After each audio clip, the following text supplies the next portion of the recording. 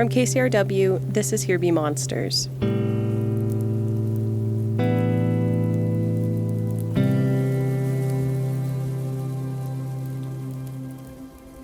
We are in the LeBeau Research Natural Area on the Flathead National Forest. And it's special because it's got all this great wildlife that's been lost in much of the rest of the country that we'll talk about more. Good deal. Neat.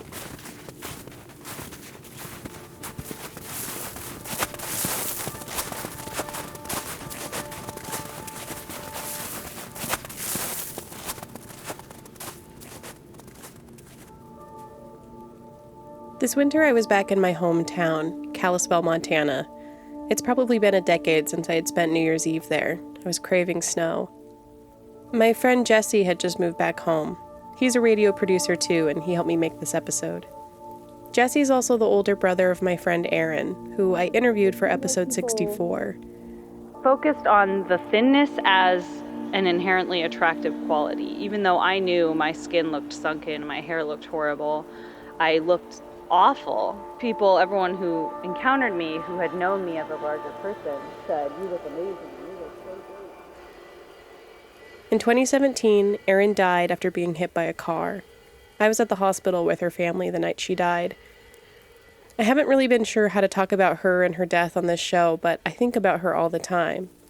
I think about Jesse all the time too, because Erin was just one of many of his immediate family members who all died within a year and 2 months of each other.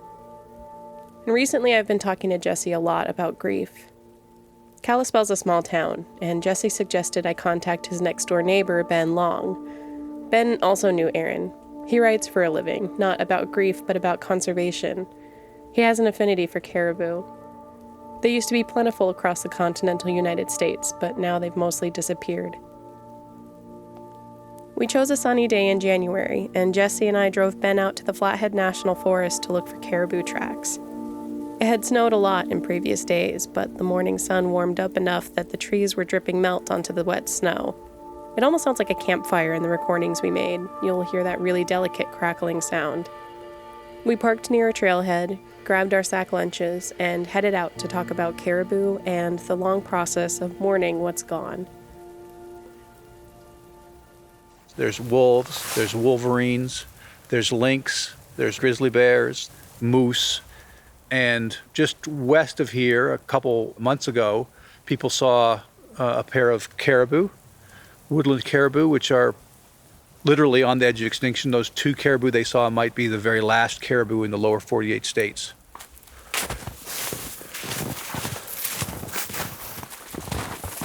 I don't think there's anybody who wants to be the person who pushed caribou, into extinction. But together we made the decisions to change the land that did that.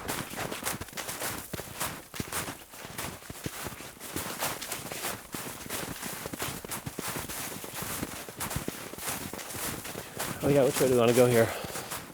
Did anybody take a picture of the map? Up there. They're going to go that way, but I'm not sure. Yeah, that looks like it spits you out right where the cliffs are. Yeah, right. In theory, we're walking to a lake called Finger Lake, but it's rather snowy, and we'll see.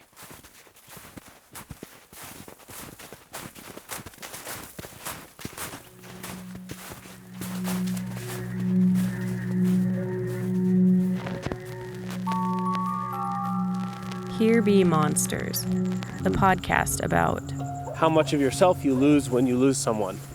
the podcast about the unknown.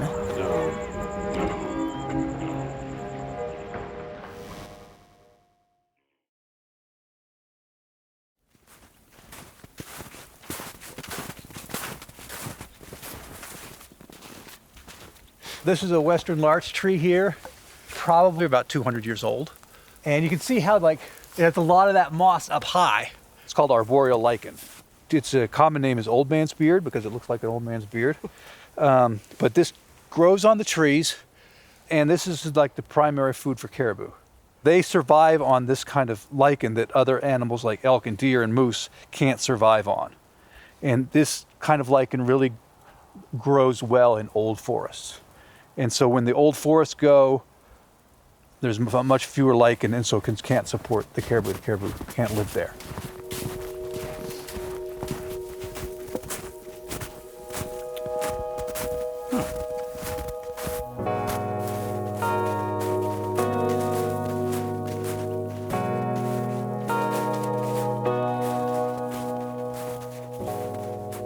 The winter after Aaron died, I went to the Woodland Park Zoo in Seattle. They had a couple of caribou visiting, and they told the kids that they were Santa's reindeer. I stopped to chat with one of the zookeepers. She told me about how both male and female caribou grow antlers, how the antlers are covered in a fine layer of fur, and how there's blood that courses through them. And she told me that about once a year, caribou will start to detach from their antlers and eventually drop them.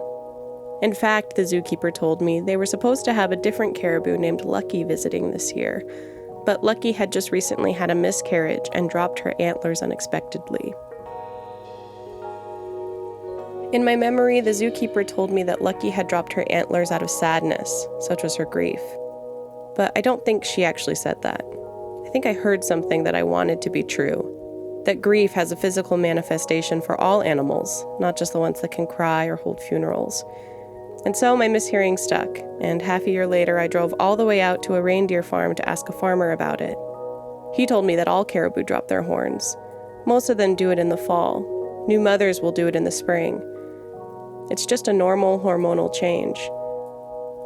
So Lucky's loss of antlers wasn't unnatural in any way, except for the fact that it happened suddenly, and in the middle of winter. I told Jesse about all this, and that's when he told me to get in touch with Ben.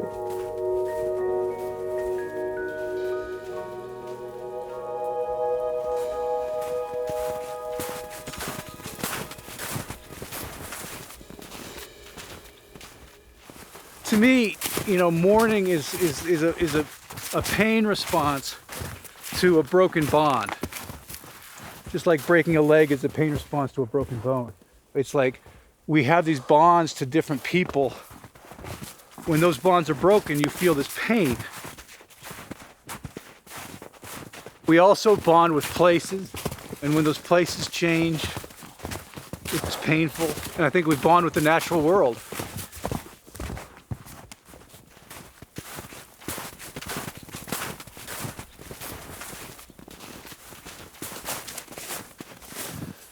The thing I didn't anticipate was how much of yourself you lose when you lose someone. Memories, Yep. shared experiences, Yep. and shared language. There's a piece of me I don't know how to get in touch with anymore. I've lost something. So it's always really hard to know how to say it. Yeah. About 2 years ago, my family started dying. Summer of 2016, my dad was diagnosed with cancer. Fall of 2016, my mom was diagnosed with cancer. She was very sick very quickly, ended up dying in April of that year. And then 2 months later, in June of 2017, my sister Erin was struck by a car in Portland, Oregon. And after 3 weeks in the ICU, she passed away. And then in July of 2017, the day before my sister's funeral, my grandpa passed away. And then in June of 2018, my dad passed away from cancer as well. And Ben, there's some little tracks here. What do you think those are? They're hard to tell because they're kind of melted and then been snowed on. But I think those are probably white-tailed deer, judging by the size of them and the size of the stride. And every time it steps into the snow, it sinks all the way to the bottom. Whereas a caribou has a similar hoof, but it's like a pie plate, it's round. And that would allow the caribou to walk on top of the snow. So over the course of a year you lost? Basically, they all died within about the span of a year and 2 months. Well, and Ben, you had a relationship with each of these people as well. Right. So I was friends with both of Jesse's parents, and Aaron was our son Aiden's first babysitter, and almost a member of the family in that way. And so, yeah, it was a period of loss, rapid, unexpected loss for our family as well. Months and months afterwards, after the funeral, come, turning down the block and see Aaron's car and just kind of that instant moment of, oh, Aaron's home, Aaron's back. And just have that very painful instant of realization is, no, it's just the car. Aaron's not back and Aaron's not coming back. It's almost like a rude jolt to the system every time. I also had a relationship with Aaron, also had a relationship with your mom, Kathy. A really strange thing that I never could have anticipated, and it still is surprising to me, is having to kind of talk through, like, but where did they go? But where did Aaron go? And having to walk through, like, well, her body was cremated and now her body is ash, and I felt almost childlike and having to have that conversation with myself. Mm-hmm. You do have to phrase it that way to yourself somehow. You have to be like, that's not going to happen. I mean, and it makes me think of something that kind of connects back to the animals. The philosopher Wittgenstein has a line where he says, if a lion could talk, we couldn't understand it. Because language is an inseparable part of a way of consciousness and a way of thinking. And a lion's way of doing that, even if it had language, quote unquote, like we do, our brains just are processing information differently. And I think about that with death, because our brains are designed to frame everything in the context of being alive. Right. And so it's like when someone dies, you don't have the language or often even the concepts for that.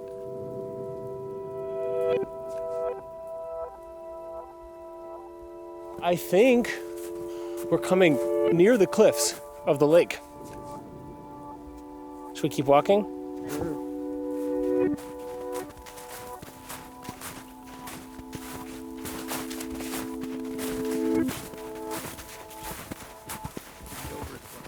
What's that, Ben? My metaphor about grieving being a process without a trail, but we're using the trail, so that's good. Grieving is a trail that is snowed over, so you can walk it, but your feet get wet.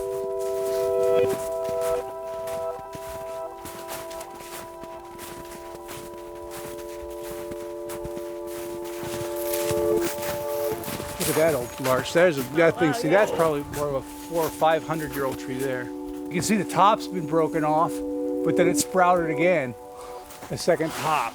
So that's just a magnificent tree. For around here, that's about as old as the tree gets.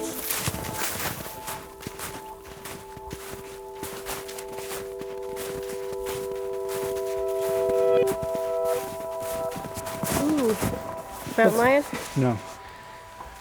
That's a gray wolf. Really? No way. Yep. If you look, one, it's big, so it's much bigger than a coyote track, and it's got claw marks on the top. Mountain lions keep their claws inside their paws until they're attacking, like a cat, but dogs have their claws out all the time, so you can see the 4 claw marks on the tip of the toes. So that tells me that's a wolf. And that's a fresh track.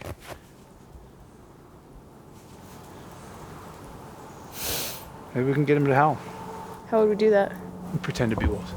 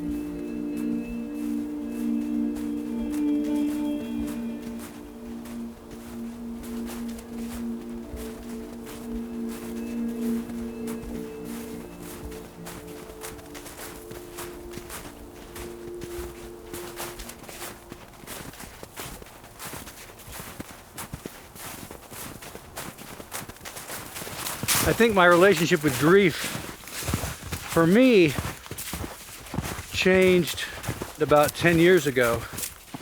my wife and I, Karen, we have a boy who was born in 2004. And for the first 4 years of his life, grew in a normal, happy, healthy way. He was a smart, adorable, precocious little boy, and I have all kinds of hopes and dreams for him, as any father does. And on the evening of October 28th, 2008, he was sitting at the kitchen table and he tipped over. And at first I thought he choked on something. So I gave him the Heimlich maneuver and called 911. I thought he died. His lips turned blue, he had blood coming out of his mouth. What had happened is he'd had an epileptic seizure, and it very rapidly developed into a very catastrophic form of epilepsy. And now Aiden's 14 and is a wonderful young man, but is devastated by millions of seizures.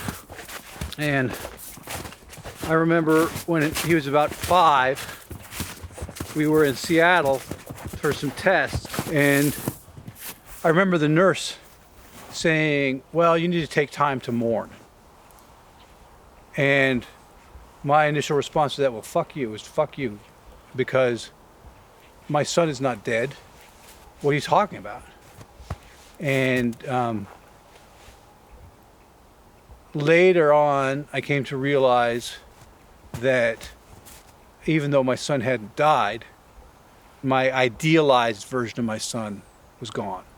You know, the idea of seeing his high school graduation, of seeing his marriage, of being a grandfather, all that was gone.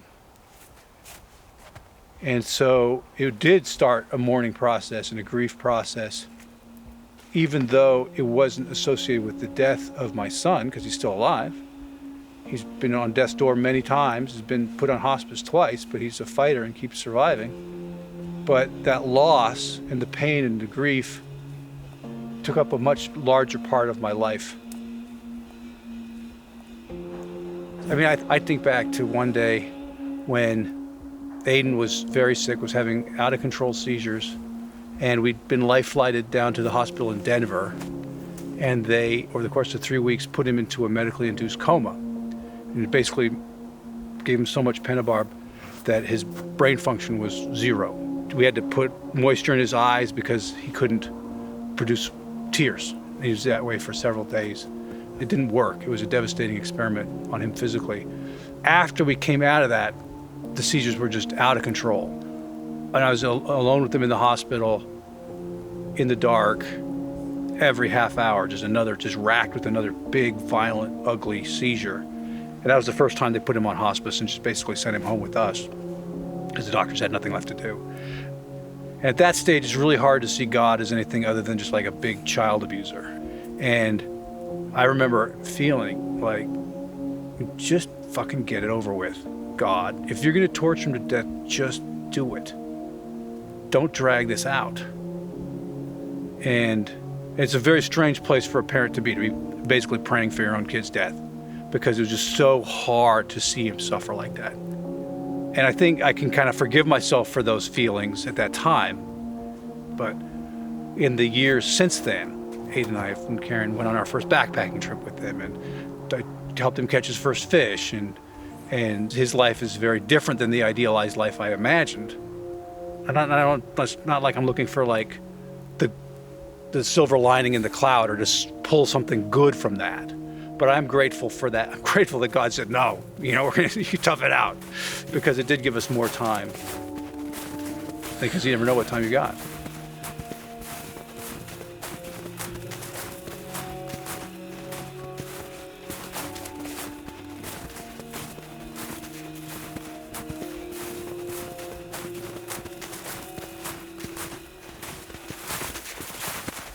I remember when I read in the paper about the last caribou and how they were pretty much functionally extinct.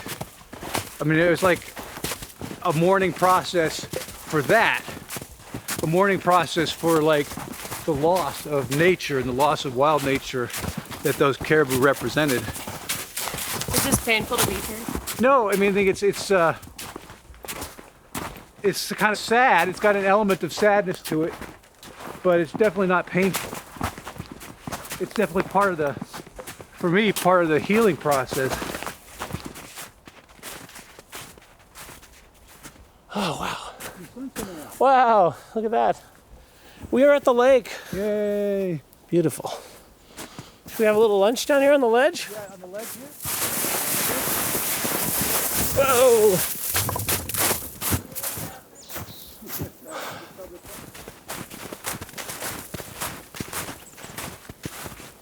That's your smush sandwich, and this is my smush sandwich. Mom used to make. Are intact. Yeah, wow, it's nice out. When I was a kid, I read a lot of Jack London books. This part of Montana always reminds me of Alaska, you know, the dark spruce and wolf tracks and moose. You know, we talk about how people mourn differently and grieve differently. One thing I learned from your parents is also how they face death differently.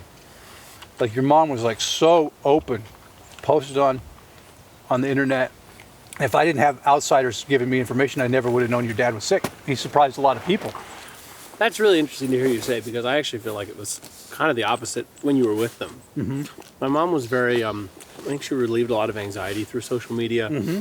She was actually, in her life, so afraid of it and so unopen to talking about it. And interestingly with my dad, I think he was the opposite. He wasn't one to post things. He wasn't one to reach out and like just randomly share things with people. Mm-hmm. But he was certainly far more aware of it. You know, I visited Joe in the hospital, you know, kind of in one of the last bumps. He was very upfront about, not chatty about it by any means, but just like maybe blunt or open, like here's what's going on. We all think we know how we're going to do it, and you don't know. In the ideal world, you would have had these beautiful, profound Mitch Albom conversations. If you really want to embrace death, it is what it is, and that has to be ugly and the boring and the scary parts too. Yeah. My mom, I think I've heard from a lot of her friends who said, we never got to have that conversation. And I say, yeah, but that wasn't in the cards. She was so afraid of it. I mean, like the day before she died, she didn't want to talk about it. Yeah. She did it exactly right. We're not going to have that conversation, okay? With my dad, I saw my dad 3 times over the spring. The first time I went out, I hadn't seen him in a few months, and he was considerably thinner, considerably older looking, considerably more tired. And I thought, you know, by the end of this trip, I'll write my dad an email. I just want to write him an email saying whatever it is I feel like I should say. And on the last day of that week, I had to go into town to drop something off. He picked me up. We went to Wendy's and got lunch and sat down by the old steel bridge and just ate lunch and didn't say anything. We went back to the house and took a nap. We went over, we did chores. There was all this hay, and we were waiting for my grandpa to come back, and my dad said, "This is the best part." And he just lay down in the hay. And he lay down in the hay, and he was sucking on a Jolly Rancher, which he got really into when he was sick. And his dog was there, and I never wrote that email because I was like, I don't need to. There's nothing to say. Just the experience of being there, it's all sharing been that time. said. What I came to at the end of that week was my dad is going to die. I think he's going to die soon because of how sick he looks like he is. But it's going to happen.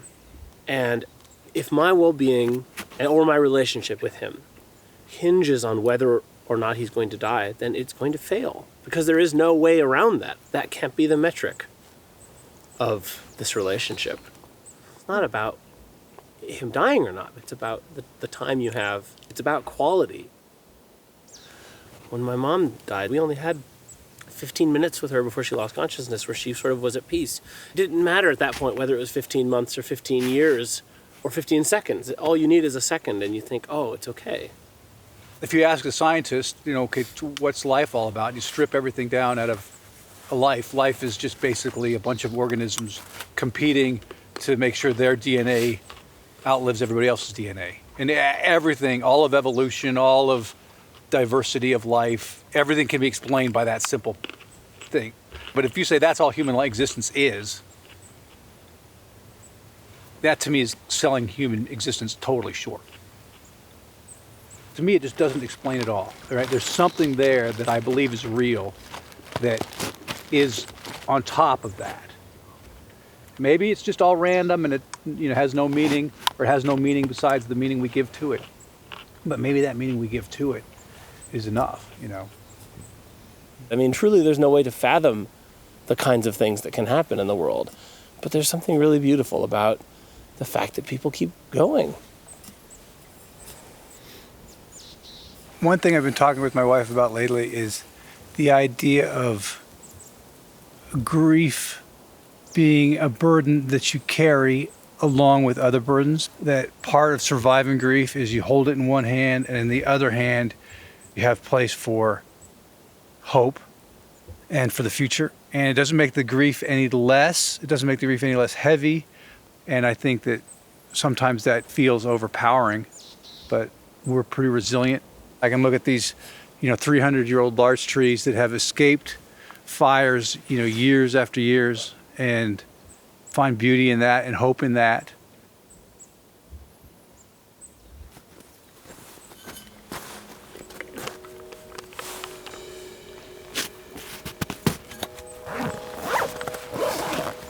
What would you do if you saw a caribou today? I would get a picture of it. And if I couldn't get a picture of it, I'd get a picture of the track. And then I would get a really giddy feeling. Like, holy shit. And then I would go tell Karen, and then I would call the local fish and game biologist, the one who sent me that video, because he would love it as much as I did. And I would feel very lucky. I would feel like I won the lottery.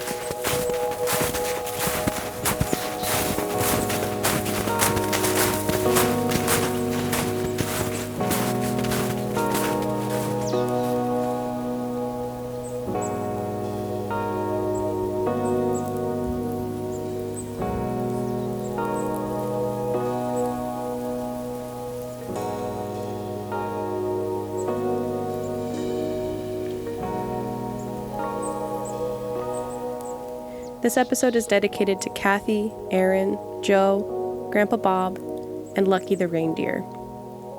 Jesse Brenneman produced this episode. He's a freelancer of many disciplines, living and working these days in Missoula, Montana.